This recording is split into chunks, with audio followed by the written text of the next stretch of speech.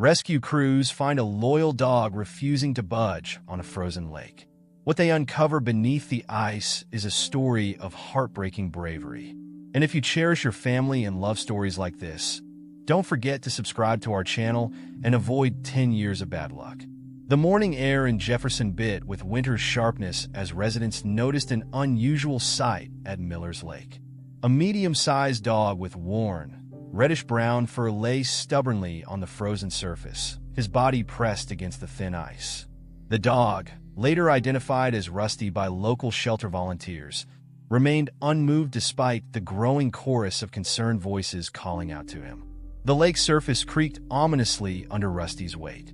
Several residents attempted different approaches to coax him off the ice, whistling, offering treats, and even trying to tempt him with pieces of hot dogs thrown nearby. Mrs. Henderson, who ran the local bakery, brought out freshly cooked sausages, their aroma wafting across the frozen expanse. Yet Rusty didn't budge, his eyes fixed on something beneath the ice that only he seemed to see.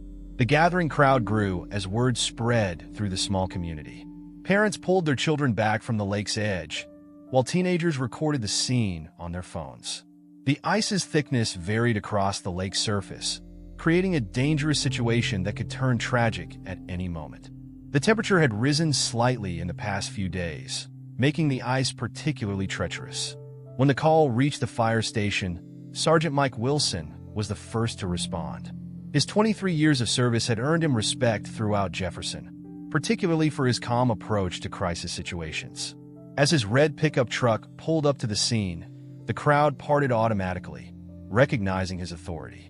Mike's weathered face showed no immediate concern, but his eyes narrowed as he assessed the situation.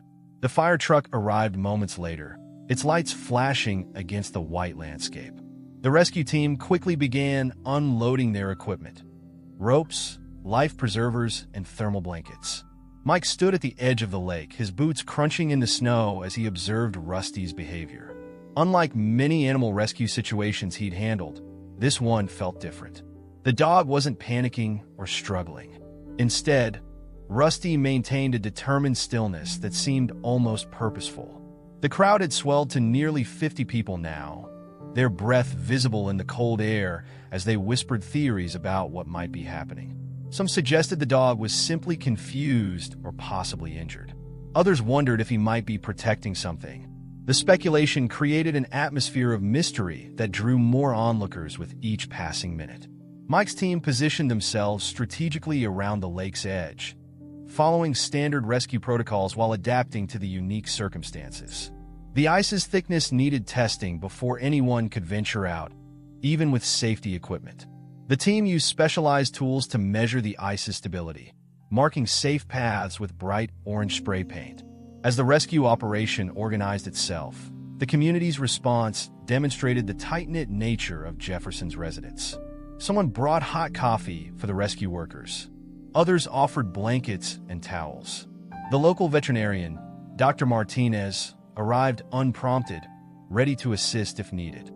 The scene transformed from a simple rescue operation into a community event, with everyone united in their concern for the mysterious stray dog. Through it all, Rusty remained perfectly still, his body low against the ice, eyes forward, exhibiting a patience that seemed almost supernatural. His worn appearance suggested a hard life on the streets, yet his behavior displayed an intelligence and purpose that contradicted the typical image of a stray dog. The contrast wasn't lost on Mike, who had dealt with numerous animal rescues throughout his career.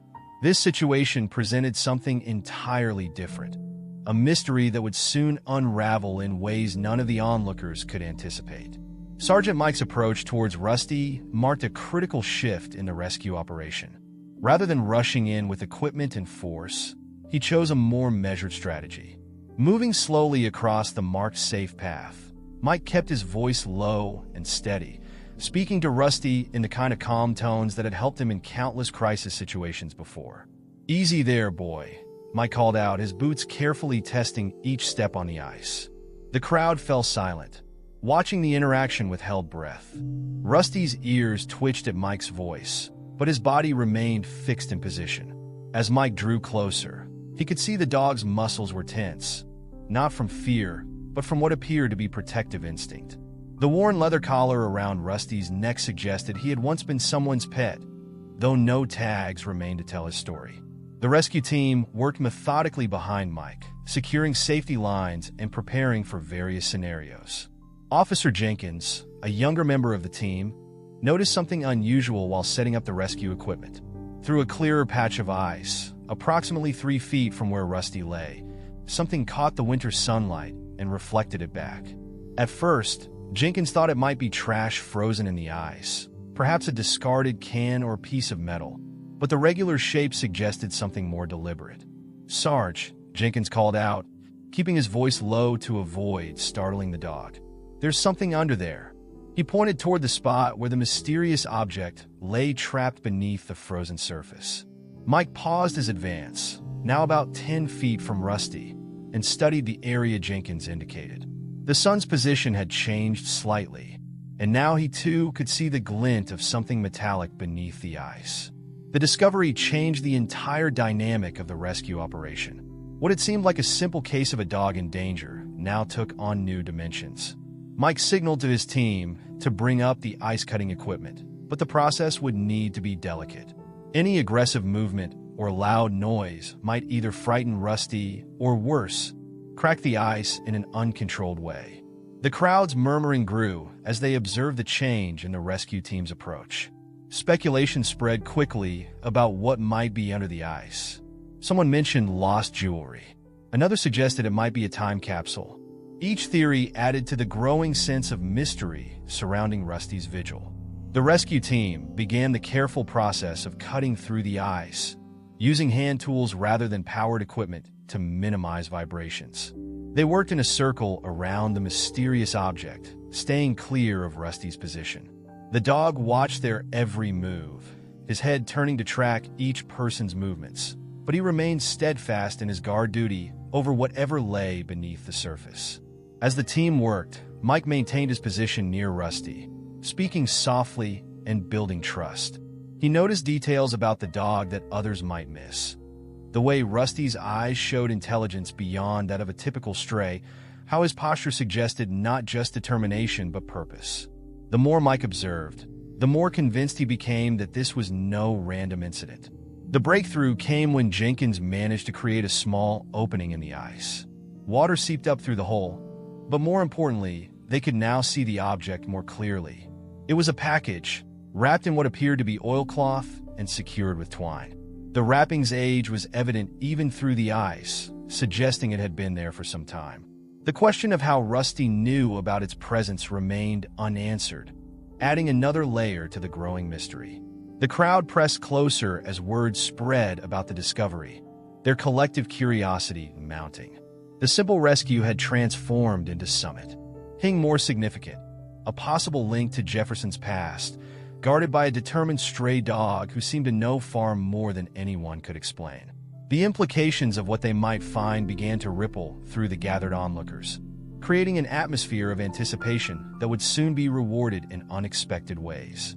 The rescue team's work took on a new precision as they expanded the hole around the mysterious package. Each cut through the ice was calculated, with team members trading positions to prevent fatigue from compromising their accuracy. The sound of metal scraping against ice filled the air, punctuated by the occasional crack that made everyone hold their breath.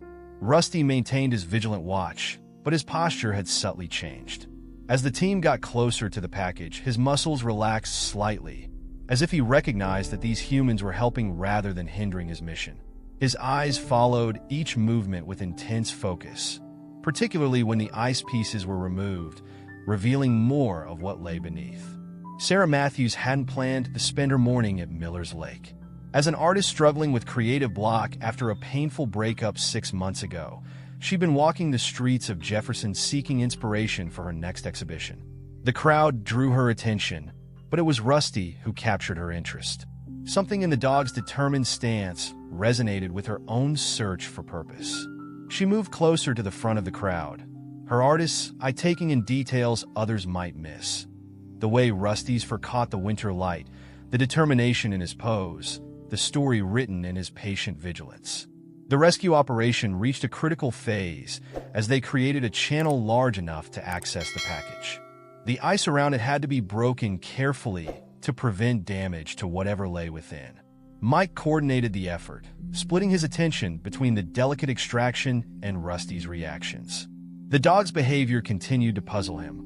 Most strays would have fled long ago, yet Rusty seemed invested in the outcome. Water splashed over the ice as team members worked in shifts, their hands protected by thick rubber gloves. The package, when finally freed from its frozen prison, proved heavier than expected. Jenkins and another firefighter, Rodriguez, worked together to lift it clear of the water. The oilcloth wrapping had protected its contents remarkably well, though years of submersion had left their mark. Sarah found herself moving even closer, drawn by an inexplicable connection to the unfolding scene. Her artist's imagination was already creating stories about the package's origins, but reality would soon prove more compelling than any fiction she could devise. She noticed how Rusty's eyes followed the package's journey from ice to shore, his body tense with anticipation. The moment the package reached solid ground, Rusty finally moved from his position. His movement across the ice was sure-footed and deliberate, showing none of the uncertainty that had worried the human onlookers. He reached the shore just as Mike began to carefully unwrap the oilcloth, positioning himself next to Sarah as if he'd known her all along. The simple action created a connection that would shape both their futures in ways neither could imagine. The crowd pressed forward, their collective curiosity almost palpable in the cold air. The package, now freed from its icy confines, sat on a rescue blanket spread over the snow. Its presence seemed to hold the answers to questions no one had thought to ask until this moment. The oilcloth wrapping, though weathered, had served its purpose well, preserving whatever secrets lay within from the lake's cold embrace. Mike worked methodically to unwrap the package, his experienced hands careful not to damage anything that might have survived the years underwater. Each layer revealed more about its age, the style of wrapping, the materials used, all suggested SD. Ori from Jefferson's past. The crowd's whispers grew quieter as the final layer was peeled back, revealing a wooden box that spoke of craftsmanship from another era. The box itself was a work of art, with careful dovetail joints and subtle decorative elements that had survived their time under the ice. Despite its long submersion, the wood had held together, protected by layers of careful wrapping and what appeared to be some kind of sealant. The presence of such a carefully preserved item raised even more questions about its purpose and the story behind its submersion in Miller's Lake. The wooden box opened with a gentle creak, releasing a scent of preserved paper and old memories.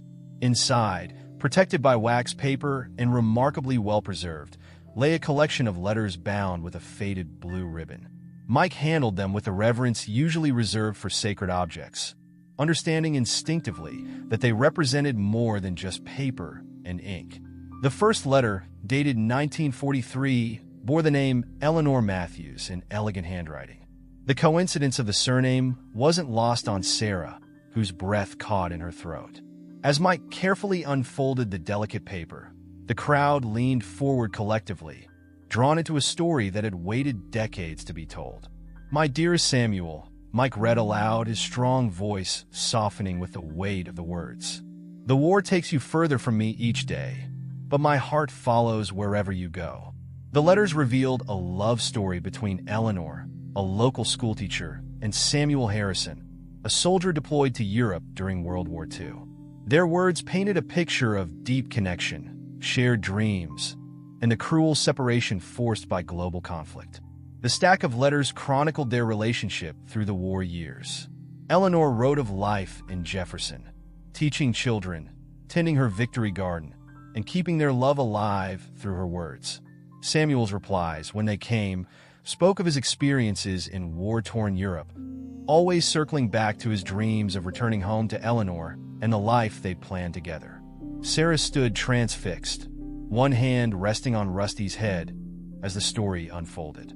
The dog leaned against her leg, his mission seemingly transferred from guarding the physical letters to supporting their impact on the gathered crowd. The parallels between Eleanor's longing and Sarah's own recent heartbreak created an unexpected resonance. Though Eleanor's words carried a depth of love and sacrifice that made Sarah's own loss feel somehow smaller in comparison. One letter, dated late 1944, held particular poignancy. Samuel wrote about a dog they'd seen together in the park before he left, how the animal had followed them on their walks and seemed to understand their connection. The description matched Rusty's appearance so closely that several people in the crowd glanced at the dog with new understanding.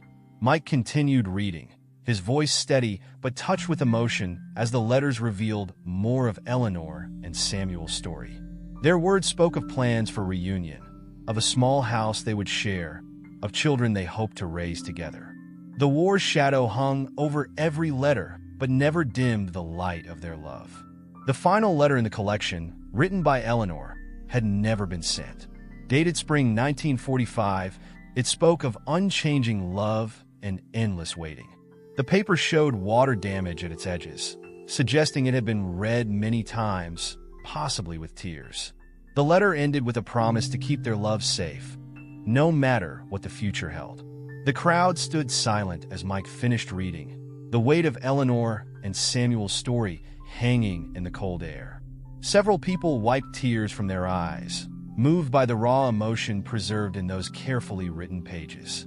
The letters had survived decades underwater, protected by Eleanor's careful wrapping, waiting for the right moment to share their story with the world. Sarah felt a deep connection to Eleanor, not just because of their shared surname, but because of the artistic soul that shone through her words. Each letter was more than communication. It was a piece of art crafted from love and hope. The discovery stirred something in Sarah's creative spirit that had been dormant since her own heartbreak. The impact of Eleanor and Samuel's letters rippled through the gathered crowd, transforming a cold winter morning into a moment of shared emotional connection. Someone suggested reading more letters aloud, and soon different community members took turns sharing pieces of the love story, their voices adding new dimensions to Eleanor and Samuel's words. Mrs. Henderson, the baker, read a letter describing Eleanor's attempts to recreate Samuel's favorite cookies, sending them overseas despite the rationing challenges. Her voice cracked when reading about how Samuel shared them with his fellow soldiers, each bite bringing him closer to home. The story prompted her to offer to recreate the recipe for the next town gathering, using the detailed instructions Eleanor had written. The community's response to the letters grew organic and heartfelt. Professor Jenkins from the local community college recognized historical references in the correspondence, providing context about Jefferson during the war years. He spoke about the victory gardens Eleanor mentioned, the war bonds drives, and how the small town had rallied to support its deployed soldiers. Sarah stood slightly apart from the crowd, her artist's mind already forming images inspired by the letters. The worn wooden box, the carefully preserved paper, the faded ink, all spoke to her of enduring love and sacrifice. As an artist who had recently lost her creative direction after a painful breakup, she found herself drawn to the authenticity of Eleanor and Samuel's connection. The idea for a public art installation began to take shape in her mind.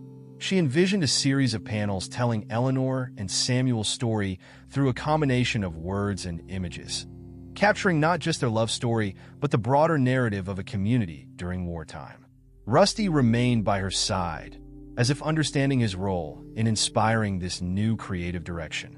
Community members began sharing their own family stories from the war era, creating a tapestry of shared experiences that connected directly to Eleanor and Samuel's letters. Old Mrs. Patterson recalled Eleanor as her third-grade teacher, describing her as kind but sometimes distant, especially near the end of the war. These personal recollections added layers of reality to the written words. Sarah's inspiration grew as she listened to these stories. She approached Mike with her idea for the installation, explaining how art could help preserve and share this piece of Jefferson's history. The project would need community support, but looking at the engaged faces around her, she knew that wouldn't be a problem. The afternoon took on the feeling of an impromptu town gathering. Someone brought thermoses of hot chocolate, and children who had been fidgeting during the letter reading now sat quietly, wrapped in blankets, listening to stories of a different time. The letters had awakened something in Jefferson, a reminder of the power of love and community in the face of separation and uncertainty. Rusty's role in the discovery made him an instant town celebrity. People commented on how he seemed to have known exactly where the letters were, leading to speculation about connections between past and present that no one could quite explain. The dog accepted the attention calmly, staying close to Sarah as if he'd found his own new purpose. The decision to adopt Rusty came naturally to Sarah, as she watched him interact with the community, accepting gentle pats and offering quiet comfort to those moved by the letters. She recognized a kindred spirit. They were both guardians of this story now. Rusty, through his mysterious connection to the paw, SD, and Sarah through her commitment to sharing it through art. Sarah and Rusty settled into a new routine centered around the creation of the public art installation. Her studio, once a place of creative frustration, transformed into a workspace filled with sketches, materials, and the constant presence of her newfound companion. Rusty would lie near her easel, watching as she worked through different concepts, his calm presence somehow validating her artistic choices. The installation began taking shape through a series of large panels, each one capturing a different aspect of Eleanor and Samuel's story. Sarah chose to work with mixed media, incorporating copies of the letters, historical photographs of Jefferson during the war years, and her own interpretive paintings. She developed a technique of layering transparent materials that allowed the letters to show through layers of painted scenes, creating a visual metaphor for memory and time. Working on the project awakened something in Sarah that had been dormant since her own relationship ended. Unlike her previous work, which had often focused on personal pain, this project drew from a deeper well of human experience.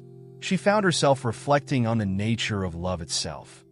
Not just romantic love, but the kind that sustains people through separation and uncertainty. The community's involvement grew organically. Veterans shared their own stories, which Sarah incorporated into the background of her pieces. Local businesses offered materials and space for working on larger panels. The Historical Society opened their archives, providing photographs and documents that added context to Eleanor and Samuel's correspondence. During breaks from painting, Sarah would walk with Rusty through Jefferson streets, seeing the town through new eyes. Buildings mentioned in the letters took on new significance. The old post office where Eleanor had mailed her letters still stood, its brick facade weathered but dignified. The park where the couple had walked now hosted one of Sarah's working sessions, as she sketched preliminary designs while seated on the same benches they might have used. Her own healing process paralleled her artistic progress. Where once she had seen her failed relationship as an ending, she now recognized it as part of a larger pattern of human connection and growth. Eleanor's words, particularly her descriptions of waiting and hoping, resonated differently now. They spoke not of desperation, but of strength and resilience. The physical work of creating the installation proved challenging but rewarding. Sarah learned new techniques for weatherproofing outdoor art, consulting with experts and testing materials that would preserve the story for future generations. Each technical challenge solved felt like a small victory, bringing her closer to honoring Eleanor and Samuel's legacy properly. Rusty became an integral part of the creative process. His reactions to certain pieces seemed almost intuitive. He would sometimes sit for hours near particular panels, as if absorbing their stories. Other times, he would guide Sarah to different locations in town that inevitably provided new inspiration or perspective for her work. The transformation in Sarah's artistic approach was noticeable to those who knew her work. Where her previous pieces had often expressed isolation and loss, these new works vibrated with connection and hope. She found herself using warmer colors, more dynamic compositions, techniques that spoke of resilience rather than resignation. Community members would stop by her studio, sharing stories or simply watching her work. Many brought old photographs or letters from their own families, adding layers of historical context to the project. Sarah began incorporating these contributions carefully, weaving them into the background of her pieces, creating a rich tapestry of community memory. The community event to unveil the installation transformed Miller's Lack Park into a living museum of memory and hope. Sarah had chosen this location deliberately, the same place where Rusty's vigil had led to the discovery of the letters.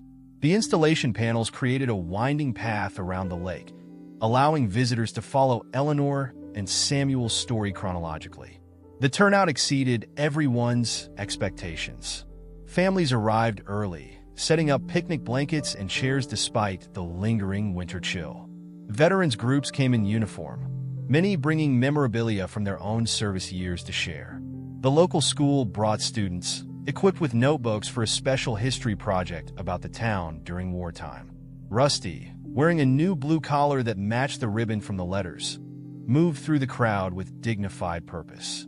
People had begun referring to him as the guardian of letters, and he seemed to understand the importance of his role.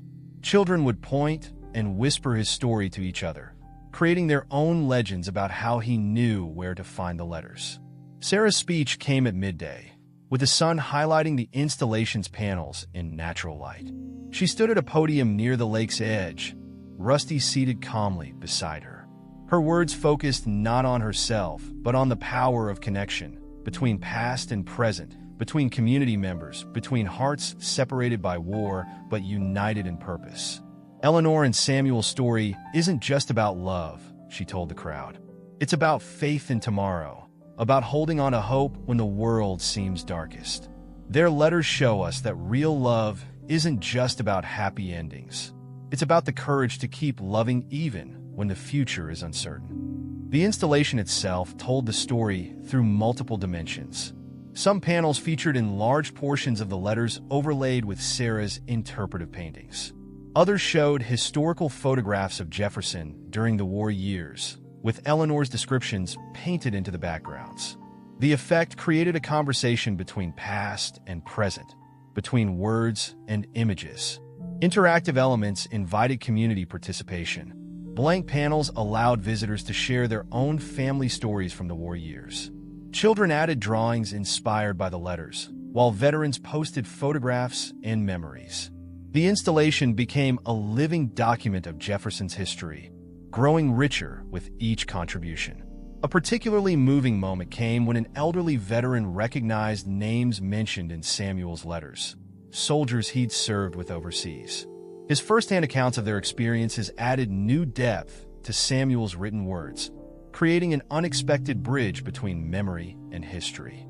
The media coverage attracted visitors from neighboring towns, each bringing their own stories and connections to the war years. Sarah found herself conducting impromptu tours, explaining her artistic choices and the historical context behind each panel. Rusty would accompany these tours, seeming to pay special attention when certain letters were discussed. The event's emotional peak came when local high school students performed readings from the letters, their young voices bringing Eleanor and Samuel's words to life.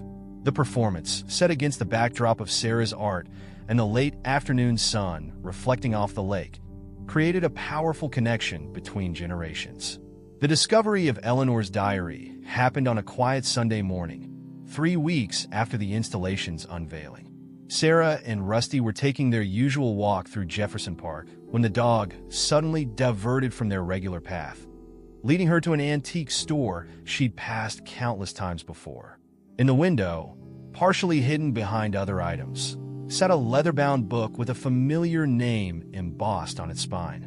The store owner, Mr. Chun, explained that the diary had been part of an estate sale lot he'd purchased months ago. He hadn't given it much attention until news of the letter spree through town. The coincidence seemed too significant to ignore, especially given Rusty's deliberate guidance to the shop window. Sarah's hands trembled as she opened the diary, its pages filled with Eleanor's distinctive handwriting. Unlike the letters, which were carefully composed for Samuel's eyes, the diary contained Eleanor's raw, unfiltered thoughts. The entries began in 1942, shortly after Samuel's deployment, and continued through the war years. The most startling revelation came halfway through the diary. In an entry dated late 1943, Eleanor wrote about discovering she was pregnant.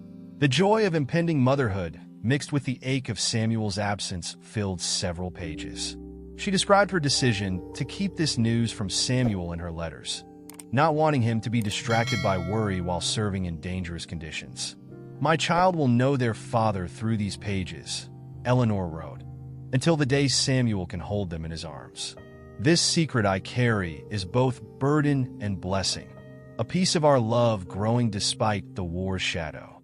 The diary entries following this revelation took on new meaning. Eleanor's descriptions of teaching became interwoven with morning sickness, carefully hidden from suspicious small-town eyes. Her victory garden expanded to include herbs recommended for pregnancy. Each entry balanced hope for Samuel's return with preparation for single motherhood. Sarah found herself reading late into the night, Rusty curled at her feet. The diary revealed a different side of Eleanor, not just the brave woman writing love letters, but a mother-to-be facing impossible choices. The strength in these private pages made Sarah question her own recent tendency to retreat from life's challenges. A particularly poignant entry described Eleanor's decision to leave Jefferson before the pregnancy became visible. She wrote of arrangements made with distant relatives, of plans to protect both her reputation and Samuel's. The final entries spoke of a train journey to Chicago, where she would wait out the war's end and her delivery.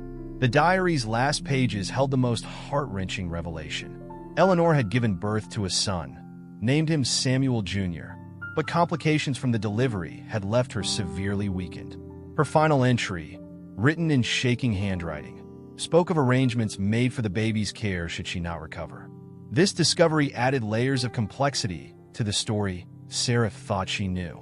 The letters in the lake had told one story, of love and waiting. The diary told another, of sacrifice, secrets, and decisions made in the name of love. The existence of a child changed everything, raising questions about family lines that might still exist, unknown connections waiting to be discovered. Sarah's investigation into Eleanor and Samuel's story took on new urgency after discovering the diary. Armed with this new information, she began methodically piecing together the historical puzzle, starting with Jefferson's oldest residence. Rusty accompanied her on each visit, his presence somehow making people more willing to share their memories. Martha Whitaker, age 92, provided the first significant lead.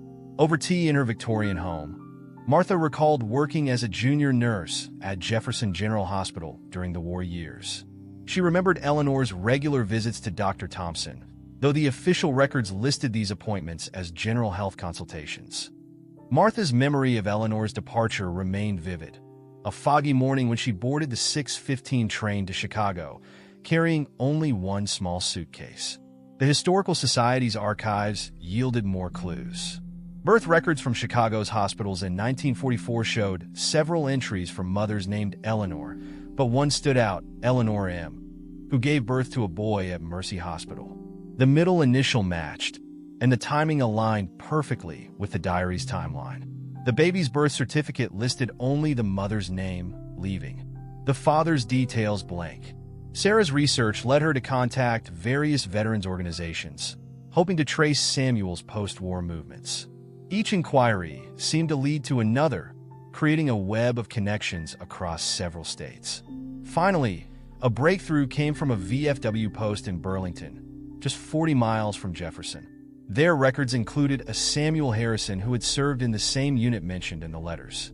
Local historian Gerald McKenzie, who had been following Sarah's investigation with interest, provided crucial information about Samuel's return from the war. According to town records, Samuel had indeed come back to Jefferson in late 1945, only to find Eleanor gone. The official story claimed she had moved away to care for sick relatives, but the timing suggested she had already passed away in Chicago. The most surprising discovery came from an elderly librarian in Burlington who remembered Samuel as a regular patron. Now in his 90s, he still visited the library every Wednesday, she said, to read newspapers in the quiet corner by the window. The librarian described him as unfailingly polite, though there was always a sadness about him that seemed to deepen around the holidays.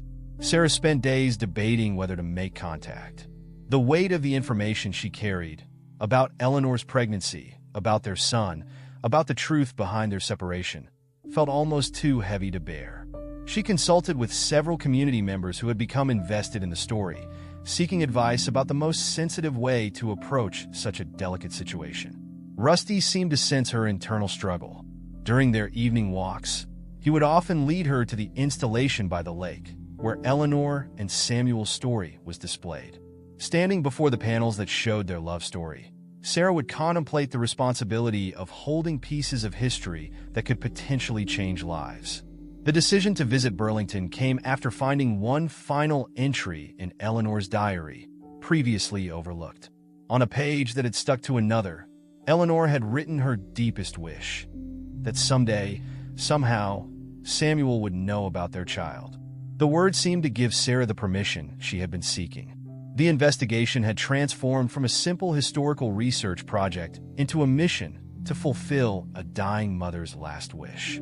Sarah began preparing for the meeting with Samuel, carefully organizing the diary entries and supporting documents. The story that had begun with a dog's vigil on a frozen lake was about to reach its most crucial moment.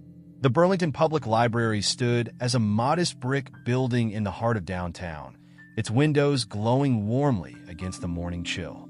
Sarah arrived early, her heart pounding as she parked her car. She had decided to come alone, though leaving Rusty at home had felt strange after all they'd been through together. Inside, the librarian she'd spoken with earlier quietly pointed toward the reading area. There, in a sun-drenched corner, sat an elderly man with a newspaper spread before him. Samuel Harrison's posture retained a military straightness despite his advanced age, and his hands, though weathered, moved with deliberate precision as he turned the pages. Sarah approached slowly, carrying Eleanor's diary in her bag. As she drew closer, she noticed something that made her breath catch. Samuel was wearing a wedding ring. After all these decades, he had remained faithful to a love he thought lost. The simple gold band spoke volumes about the depth of his commitment to Eleanor. Their initial conversation started cautiously. Sarah introduced herself as a local artist researching Jefferson's history, watching as Samuel's eyes brightened at the mention of his hometown. He spoke easily about the war years, sharing stories that paralleled those in the letters, but his voice softened noticeably when Eleanor's name entered the conversation. "She was everything to me, Samuel said, looking past Sarah toward the window. "When I returned and found her gone. Well, some mysteries aren't meant to be solved, I suppose." His words carried the weight of decades of unanswered questions. Sarah carefully removed the diary from her bag, explaining its discovery. Samuel's hands trembled as he took it, recognizing Eleanor's handwriting immediately. As he read, his expression shifted from surprise to shock, and finally to a profound mixture of joy and sorrow as he learned about his son. The revelation about their child brought tears to Samuel's eyes. "A son," he whispered, touching the diary's pages gently. "We had a son." The knowledge that Eleanor had faced pregnancy, birth, and illness alone weighed heavily on him. Though Sarah assured him that Eleanor's diary showed no blame, only love and hope for their child's future. Then came the most extraordinary revelation. Samuel shared that Rusty wasn't just any dog. He was the last in a line of dogs descended from Max, the very dog he and Eleanor had loved before the war.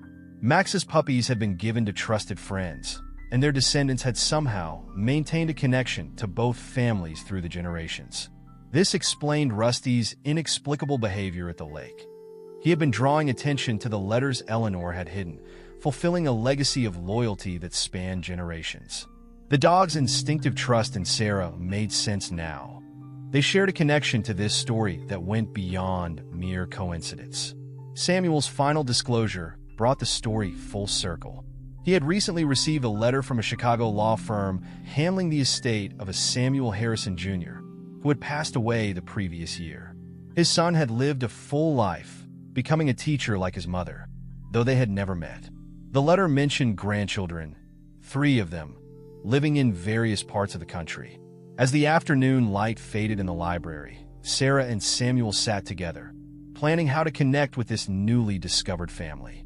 The story that had begun with a dog's vigil on a frozen lake had transformed into a tale of love, transcending generations, of loyalty spanning decades, and of truth finally coming to light. The installation by Miller's Lake would need one final panel, Sarah realized. Not just as an ending to Eleanor and Samuel's story, but as a beginning, a testament to love's endurance and the mysterious ways that lost connections find their way home.